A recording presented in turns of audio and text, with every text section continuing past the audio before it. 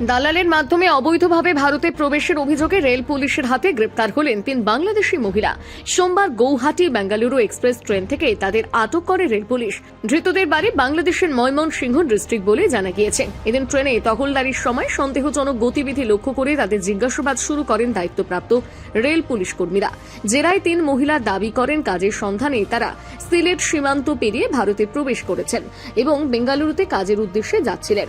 পরবর্তীতে তাদের গ্রেপ্তার করা হয়। রেল পুলিশের পক্ষ থেকে জানানো হয়েছে ধৃতদের বিরুদ্ধে প্রয়োজনীয় আইনি প্রক্রিয়া শুরু করা হয়েছে।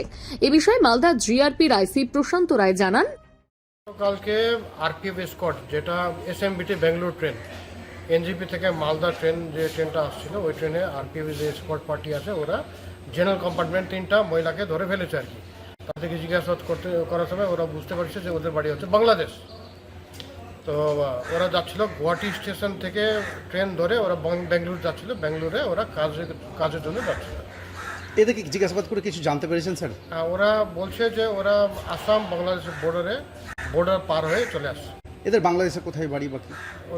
এরা বলছে যে ময়মনসিংহ বলে একটা জেলা আছে বাংলাদেশে, ওখানে ওদের বাড়ি আছে। কি উদ্দেশ্যে এরা এখানে আসছিল? যেটুকু বোঝা যাচ্ছে ওরা কাজের জন্য যাচ্ছে। মালদা থেকে পরিতোষ সরকারের প্রতিবেদন, নিউজ টুডে।